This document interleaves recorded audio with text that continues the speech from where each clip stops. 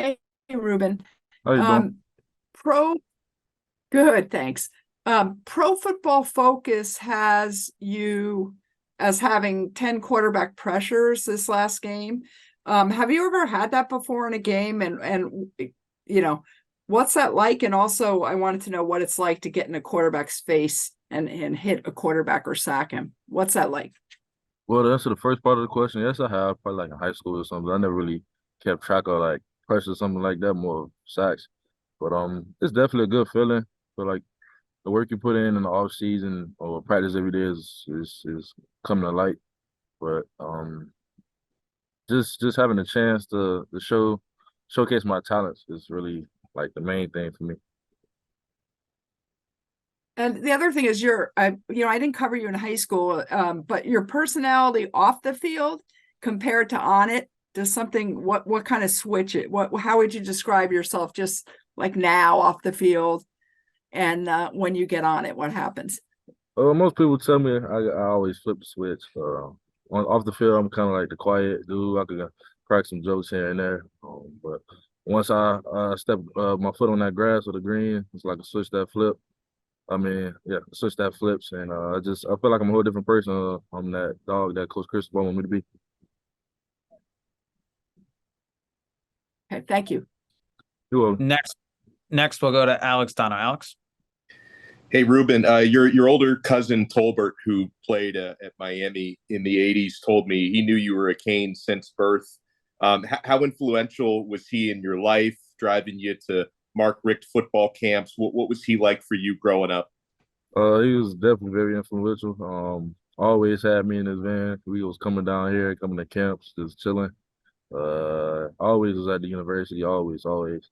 I remember my like most vivid memory was coming down. I forgot who the D line coach was at the time, but I was playing O line and D line in the camp. I was like maybe 7 years old, and he gave me a nickname, Mr. Football, because I was just trying to be at the camp all day and run around and play.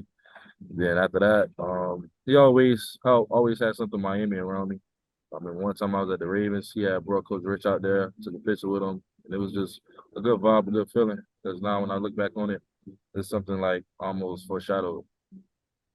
Yeah, and now that you're here, and you just had your great season and just had the game that you had, does it feel a little bit surreal to be doing this at the University of Miami right now? Definitely surreal, especially when I look back at it. It's like I'm living a dream, my childhood dream out, and I feel like that's the best thing I could do right now. Every time I think about it, it just put a smile on my face because that's all I wanted since I was 5. Next, we'll go to Anthony Ure from 305 Sports. Anthony? What's up, Ruben? How you doing? It was good. You mentioned your D-line coach at Central, Jamal Sheffield, being a big playing a big role in you growing in high school. Can you also mention, your coaches at Central and the culture that you guys instilled to help you, attack the field at a championship level? The coach at Central is winning. It always has been, always will be. Um, just the attitude that they instilled in me is something that I try to carry on in everyday life, not even just football. I always want to win everything I do, and I feel like that's something I've been carrying on all my life. But it just boosted once I got to Central because that's all I did. I mean, last year I didn't lose at all, so having that mentality, I'm just bringing the hit to Miami now, and I'm trying to instill that in the locker room. Yeah, and then also, can you go into detail with, just the love you've gotten from the South Florida community, what it was like for you, like once you finished the game last week? Well, I got a lot of love. I remember I went out, grabbed something to eat real quick after the game. I'm walking in, and everybody was saying, I could hear them saying, "Oh, that's Bain, that's Bain." I took a couple pictures and everything like that. And I feel like that was the main reason why I stayed home, for the love of my community and put the city back on the map type stuff. And just having the chance to feel the pride and the love from the community was something that I always dreamed of, and now I'm finally getting it. Appreciate you. No problem. Our next question comes from Adam Lichtenstein of the Sun Sentinel. Adam? Hey, Ruben, congrats on the couple ACC honors you got yesterday. Thank you. Um, Obviously, a lot of guys, they have to, grind and put in work for a couple of years before they start seeing the field a lot. You've obviously had a different path and have made an immediate impact. Just what's it like for you to be able to, you know, to get on the field quickly and not just get on the field, but be playing so well so early in your career? It's amazing. I feel blessed right now. God has blessed me with some talents in my path, and I feel like that's something I could always appreciate him for. But also my teammates, they push me each and every day.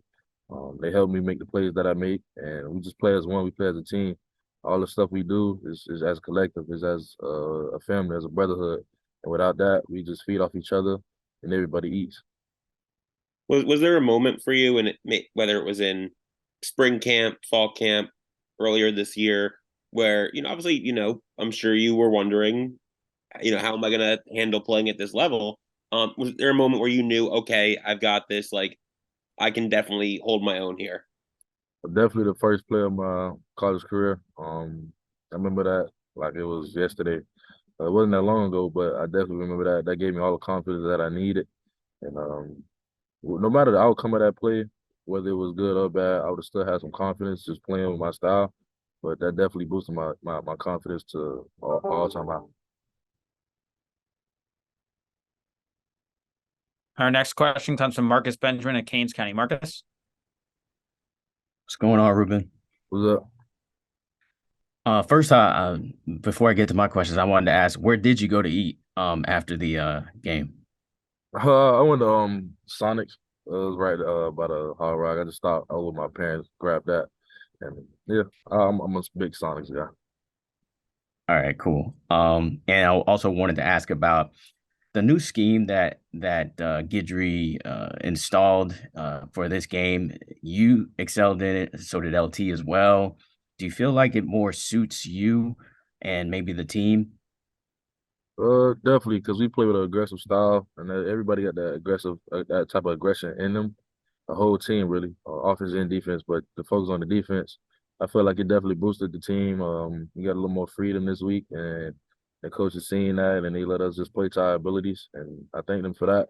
And I feel like everybody on the defense thanked them for that because we played our hearts out the whole game, and really was just feeding off each other, like I said before, and it just showed whatever Coach Gage could draw up is gonna work because we all believe in him, we all trust in him. Yeah, and to follow Coach Guidry, I don't believe he recruited you to come to Miami, but obviously he, is your defensive coordinator. Can you just kind of talk a little bit about him and just the impact that he's made on you as a player? A huge impact because even when we did lose, I was still moping around a little bit, but he came in with a high energy, was smiling, was on for the next week. He was ready to get on the next week and play. And I feel like that boosted me a little bit because I was still moping on last week, even though I was saying to move on because I just ain't like losing. But it was good. You said it was football, it's gonna happen, and we moved on from that. Now we winning now, and that's just something I always commend him for. I didn't first thing I did when I met him. When I first heard about him, when I met him, was greet myself and introduce myself, and he was a real high energetic guy.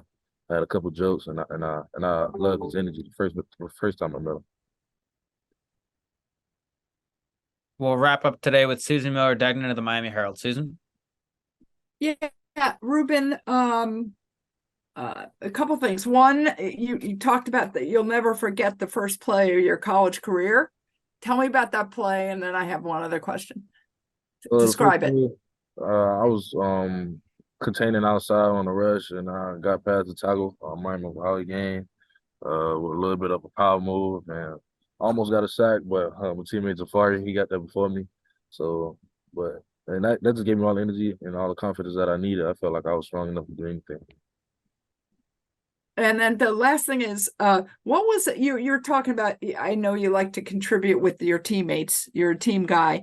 The final overtime series, when Clemson had the ball and you guys finally stopped them, all of you seemed to contribute. What was that whole thing like, that whole final series when you finally won it?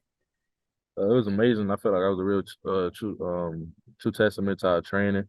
Our workouts, our off season, our practice, just the foundation that Coach Cristobal has set in the trenches, the secondary, the linebackers. This is something that we prided ourselves on, and we felt like that fourth down stop really showed who Miami is now. Thank you. Awesome, Ruben. Thank you for your time today. We'll see you on Saturday. Thank y'all.